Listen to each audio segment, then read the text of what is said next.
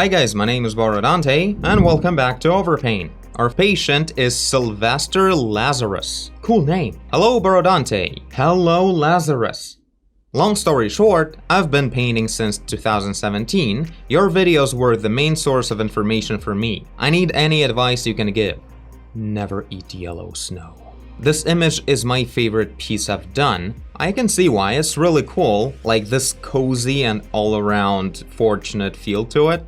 It's Luna Lovegood from Harry Potter. Oh, I see. The main idea behind it is to show how small she is comparing to her regularly male co-workers, with having such a giant chair. Other than that, I just wanted to make her pretty and feminine that still fits into this work field. An interesting way to put it.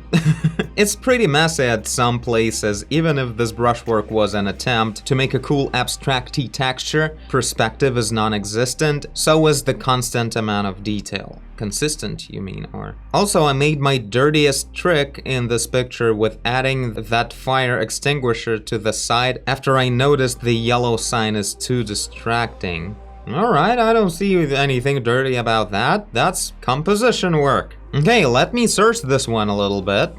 Oh, hello. Yeah, I will be using Paintover Studio today, just because here I will be able to use a simple round brush with semi-transparent layering, like this kind of stuff. Oh, and also I'll be using my PlayStation 4 controller to use it for all kinds of hotkeys in the app. I guess more on that sometime later, but yeah, this will be an experiment. So first of all, composition-wise, I immediately want to make the picture taller, or maybe like bigger in general, so it would be taller as well, to make the head of Luna not so close to the edge. It feels like it's falling out of the picture a bit. Like, I can see the strategy and the sequence of actions that led to this kind of look, simply because you wanted to show more of Luna, and also you kind of felt like you need to include the whole chair. And because of that, it ended up having a crop like this, with the chair unpleasantly too close to the edge of the canvas, and the main focal point of the picture being too high as well. So I'm gonna fix that right now, and then we'll see what we want to do next.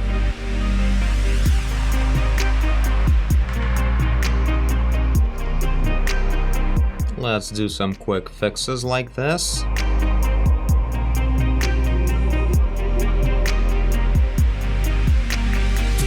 Okay, this requires more work. We'll have a bit more control in here.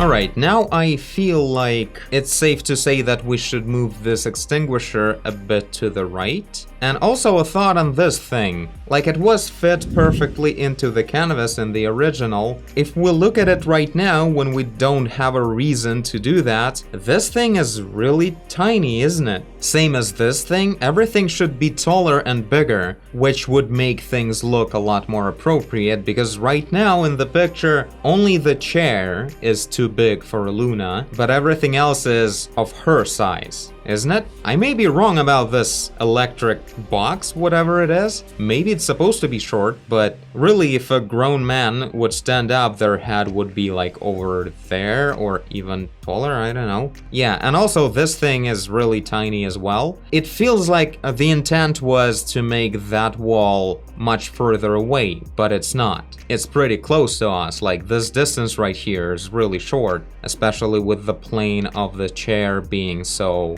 you know, looking downwards, which is also something that I would fix probably. The difference in angles between this and this is a bit too strong, like we're not that close in the picture, especially now. So yeah, let's fix some sizes and angles and see what happens.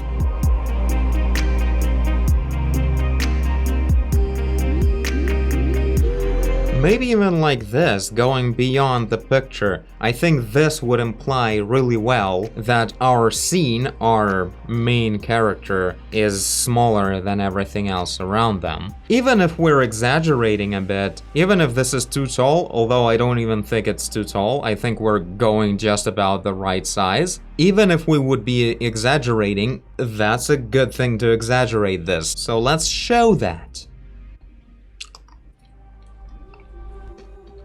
Alright, now this thing.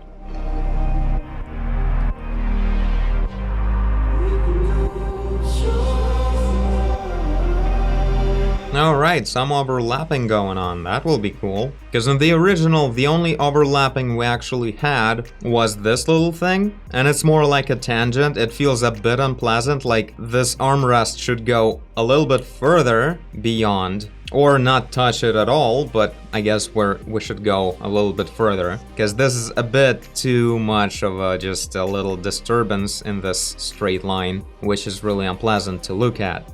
The extinguisher should also be bigger, right? Ooh, another tangent right here. The bottom edge of the chair is exactly at the edge of the wall. Ugh. Now, I also want to add like a little bit of a, what is it called, like a strip, a line between the floor and the wall, because this looks a bit odd. Or at least what's odd is that the floor and the wall are of the same color and material. That usually never happens. I think I want to make the wall like blue, or maybe like cyan, because the chair is red. It would look pretty good.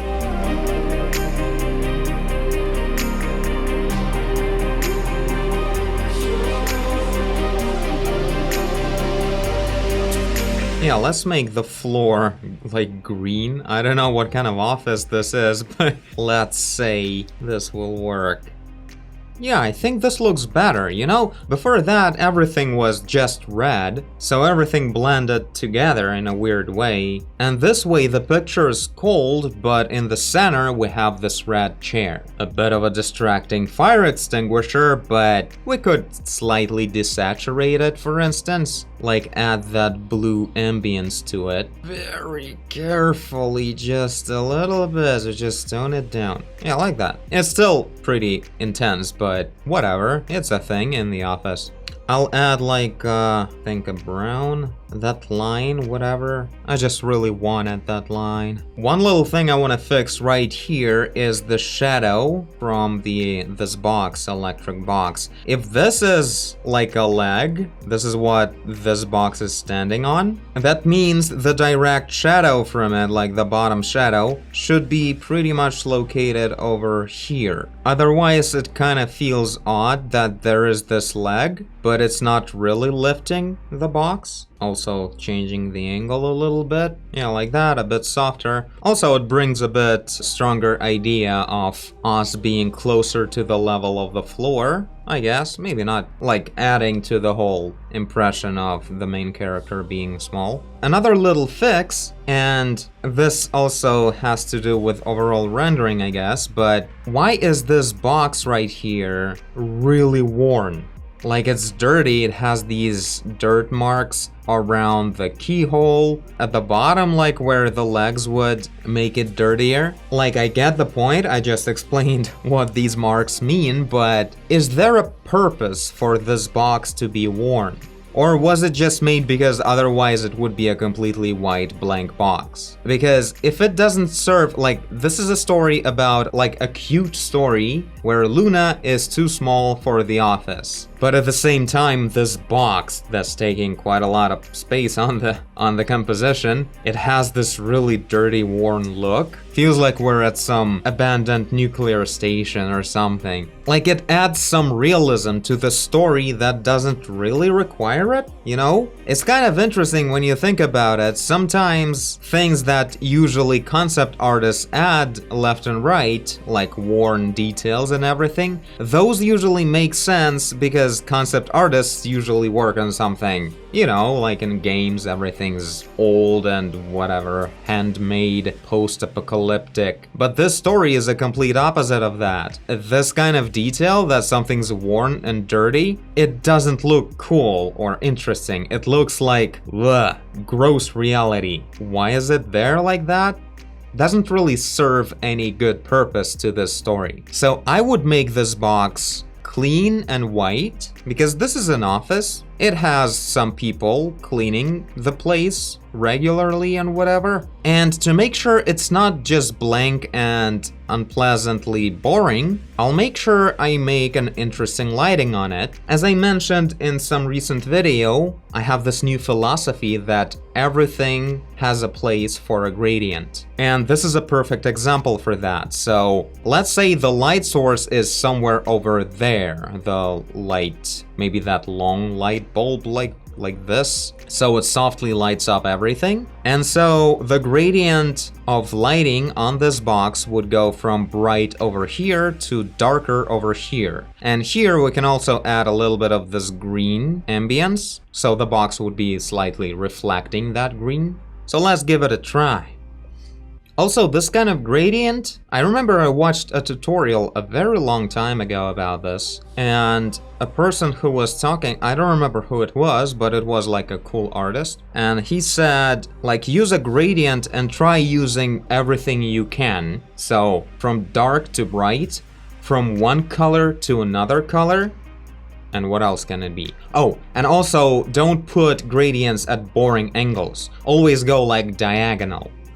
I think it's a really cool thing to do. It always adds some richness to the picture. It's like a general composition decision-making trick, I guess. It's not about like the physics of lighting or anything, although you can always connect that to the physics of lighting, because that's also the way reality works. But of course, if you want to go physically correct and nice looking image at the same time, you also need to think about like, where are those lights actually located, and choose a convenient, nice looking positioning for the lighting. So in this case, we're just going from the top, and that's good enough. It's a nice symmetrical composition we're having here, so a nice symmetrical lighting will work as well, and it's gonna add a nice gradient here and here as well. Like this flat surface can also go a little bit, you know, this natural vignetting from the light.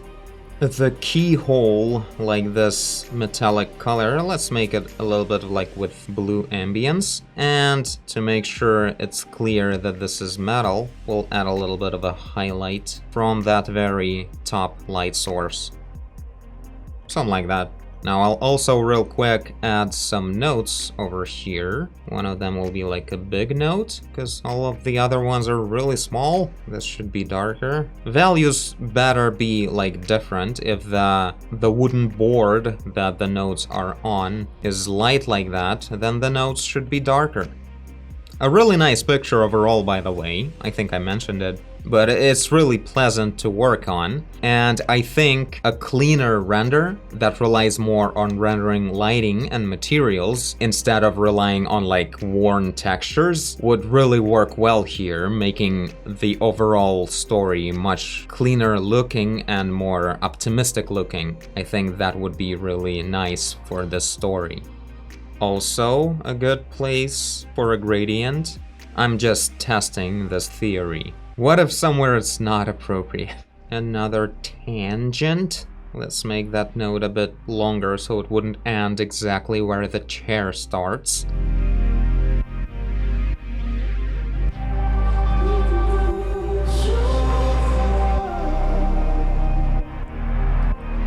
Alright, let's make this sign a bit cleaner.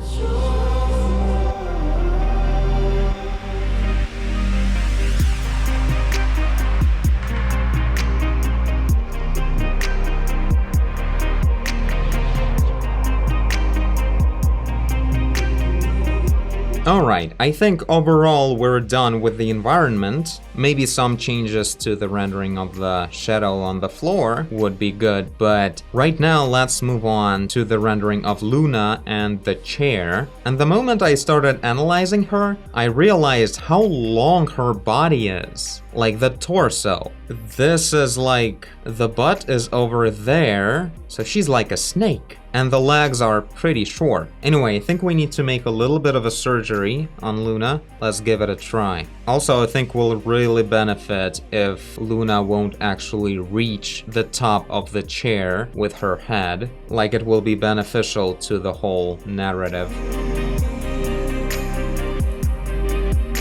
Okay, I'm gonna go ahead and clean this up, make the knees probably a bit longer, although with shorter back it might not be exactly necessary, but still, this feels a bit too short, like at least like that. We'll see. But after that, I'll go ahead and revamp the lighting a little bit, considering the positioning of the light source and stuff like that. So let's start the montage.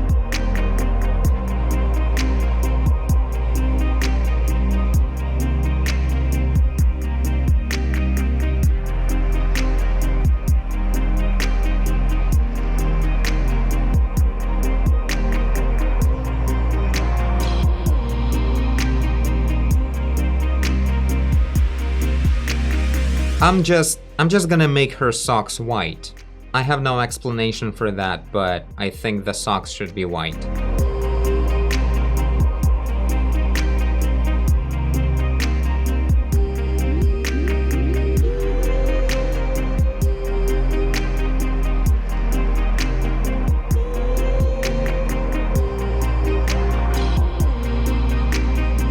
Added some highlights to the glasses.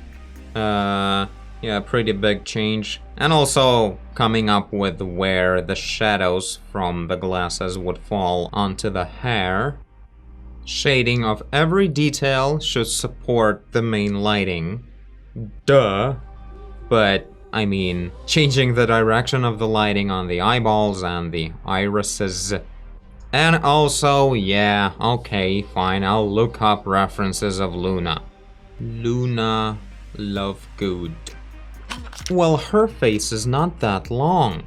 Also, yeah, she always does these eyebrows. Even when she looks nice, it's just her eyebrows are always like this, as far as I remember. Oh yeah, I think we have a lot of improvement here.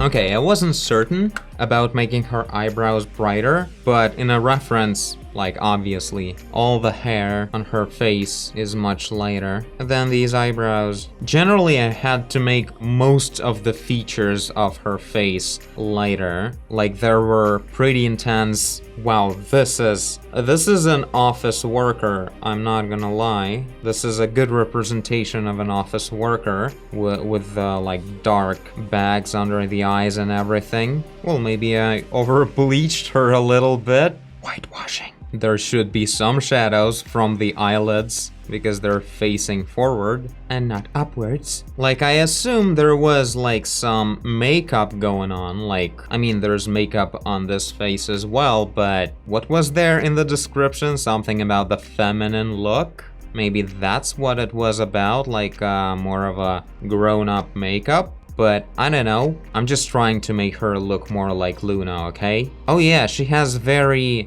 shallow areas over here. It's not a deep, like again, a lighter area than what it used to be. Like almost no shadow at all. Complete opposite of what I have. Like this Luna looks way more like I do. So yeah, the general thing that I'm doing all over the place is the good old classics of rendering values. Since I decided that the light source is heading from the top, everything that's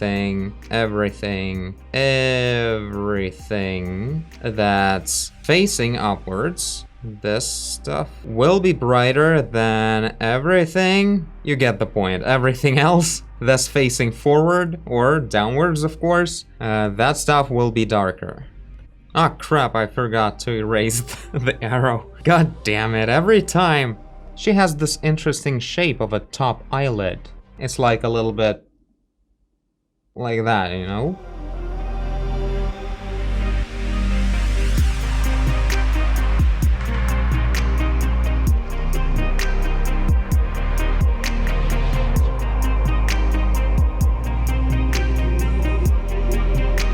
Wow, I really zoned out just now. Like, what year is this?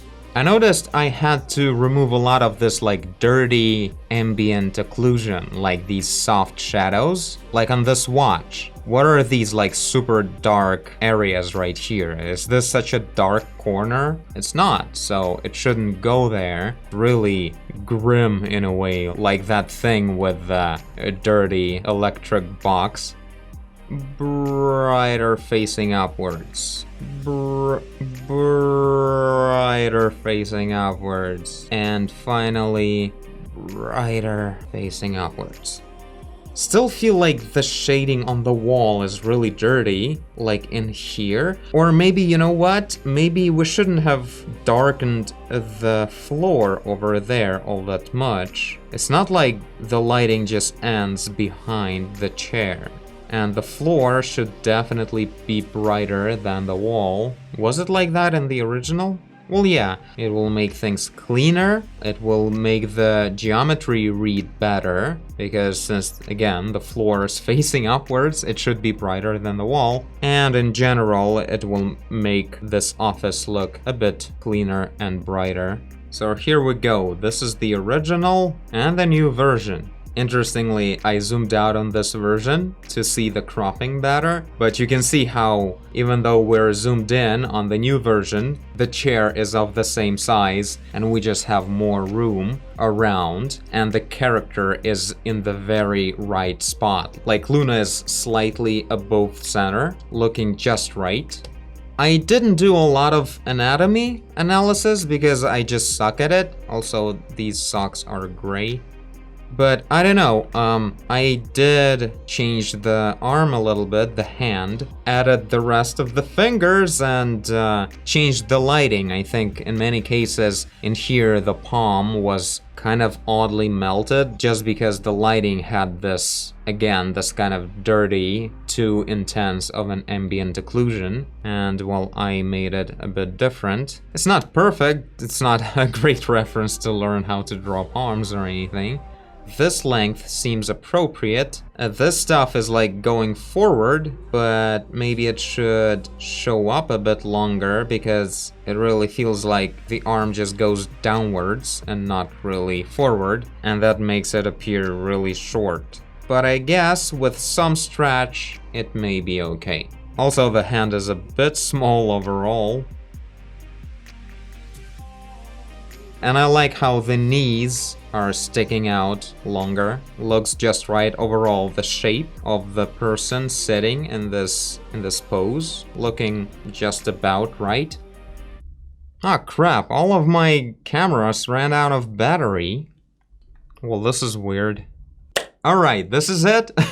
Well, this is a weird save. Thank you guys for watching. If you want to submit your picture for overpaint like this, the link to my Patreon page is in the end of this video. Thank you, Sylvester, for your submission. This was a really nice picture. It really benefited from improving the rendering and changing some decisions on the composition. So I think it worked out pretty cool. Yeah, I guess this is it. Thank you guys for watching, and I'll see you in the next one. Bye! Well, this was awkward. I really need to invest into bigger SD cards for my cameras since I switched to 4K. I think this was worth the extra time though.